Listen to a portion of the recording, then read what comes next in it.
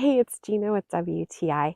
If you love water sports, then you know how important it is to have a comfortable personal flotation device that you can really count on. This is specifically made for paddleboarding or kayaking because it allows for a lot of movement. It doesn't restrict your arms or moving around your waist, upper body, all of that, but it still gives you that security of knowing you have a device if you really need it.